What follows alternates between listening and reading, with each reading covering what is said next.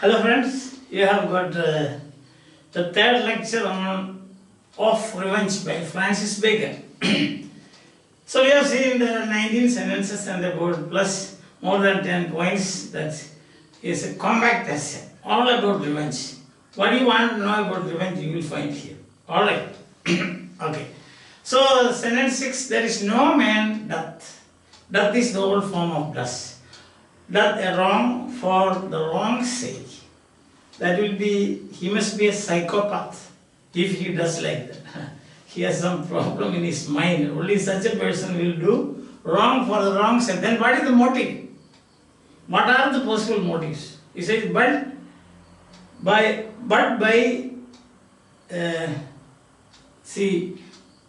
that is, but thereby to purchase himself profit, like Macbeth, for example. Macbeth did the wrong for profit. He wanted to become king. Or pleasure, Iago. See, that's a pleasure for him, see, to harm others. That's a kind of, it's like watching a movie for him. Or what you should say, such people say sadism, you can say. It's a pleasure, sadism. Now you watch a film. Sadism is, in fact, it's inbuilt in human nature. The degree will be, there may be change in degree, the level, that's all. For example, you watch a CNN, you watch on CNN TV, the channel, an air crash, and also at the same time, you eat your breakfast, isn't it? Yes. So that is pleasure, it gives pleasure, some kind of pleasure it gives. Or it might be malicious pleasure. Sadism is also malicious, but sometimes it happens like that. So pleasure, Iago, for example, that is the best example I think. Or honor. So Achilles killing Hector and tying his dead body to the chariot and pulling it along the fortifications of, or forts of Troy. So that's a pleasure for you. Honor is honor. Or Bhim, Mahabharata, killing Begasura. So that is an honor for him. So he has saved the people of that village from Bega. So there are possible motives are, one is profit, as Macbeth did, or honor, Macduff. Macduff's revenge on Macbeth is an honor. It's for honor. See? Then pleasure is one and also honor. You have seen. Profit for Macbeth you can say, pleasure for Iago you can say, or sadistic. Those people who have got a sadistic mind, pleasure. Shylock, for example. Shylock, so it's a pleasure for him to demand a pound of flesh. So it's a pleasure. Then honor is Achilles, Hector. Achilles killing Hector. Bhima killing Bega. These are for honor. Therefore, why should I be angry with a man for loving himself better than me? So he's asking. As is Machiavellian thought in the essays of Francis Bacon. He was influenced by Machiavelli. So that is, that is materialism. Pure profit. Everything is for profit. So therefore, why should I be angry, he says. Some is committing, taking revenge for profit. Some others for pleasure. Some others for honor. So why should I?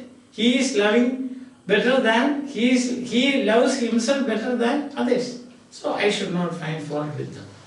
And if, he says, any man should do wrong merely out of ill nature. There are some people like that. Already I told you.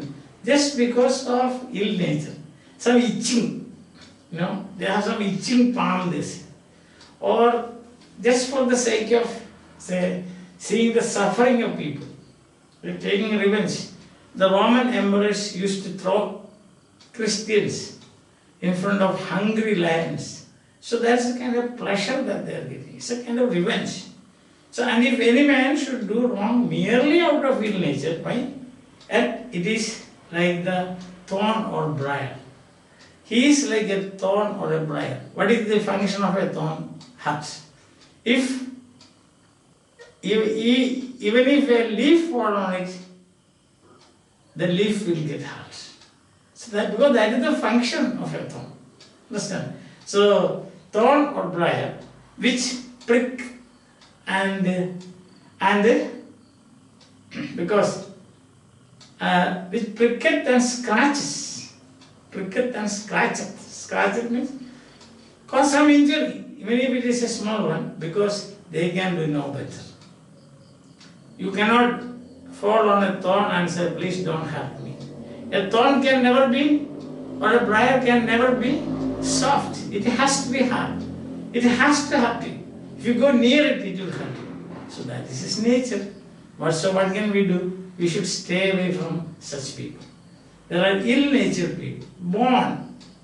They are born genetically prone. Their DNA is like that.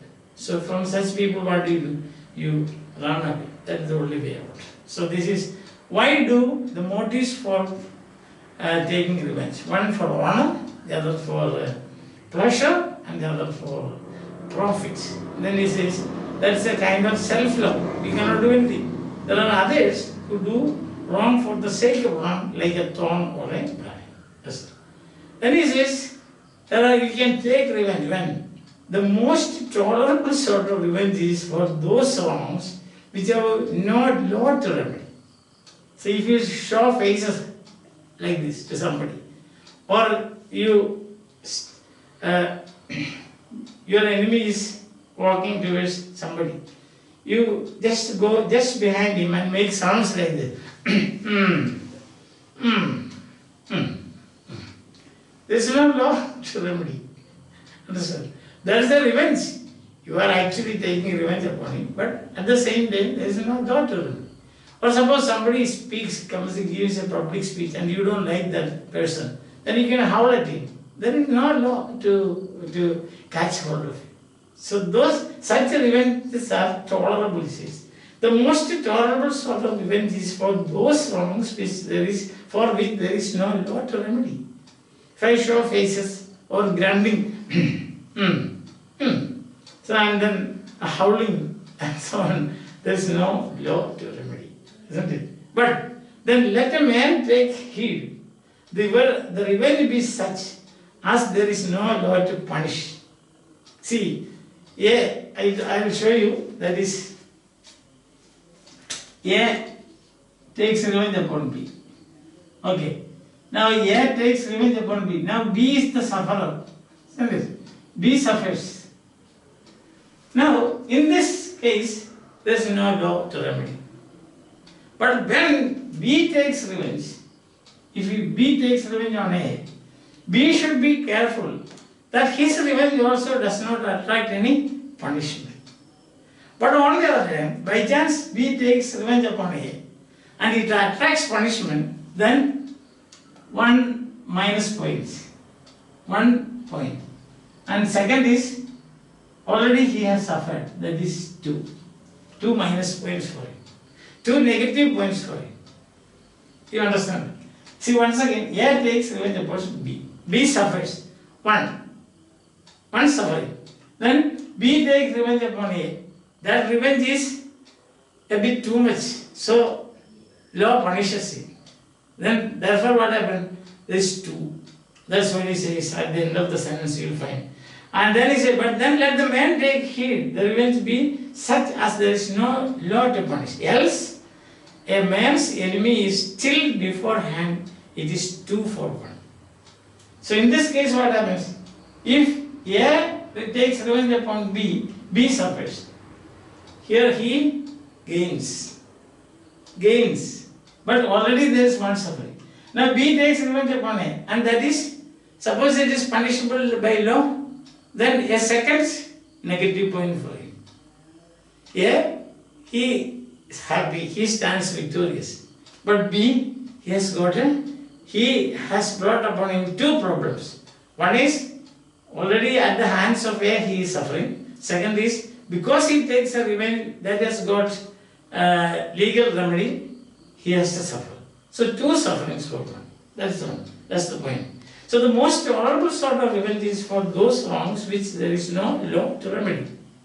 As I have already said, howling when somebody is giving a public speech. No remedy for that, isn't it? But then let a man take heed that revenge be such as there is no law to punish. Else, so A takes revenge upon B.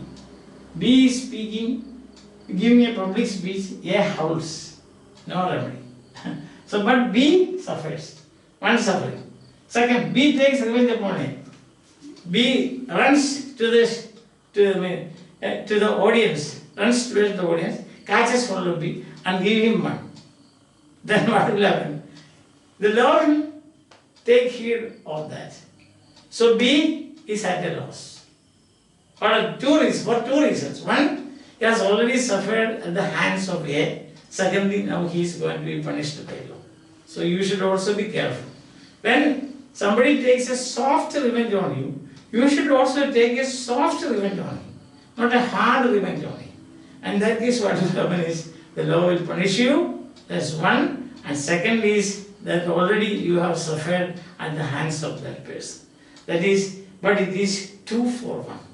2 for 1 is only one that A has done, but B has to suffer for 2 reasons. That is 2 for 1 means. Understand? Yes.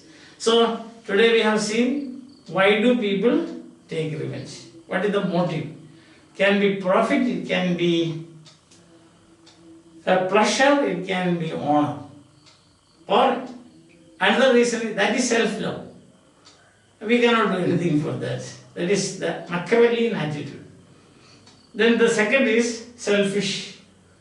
Machiavellian means extremely selfish. Do everything for your profit, your selfishness. That is the attitude of Machiavelli. Whatever, don't worry about what happens to others. You be always on the safe side.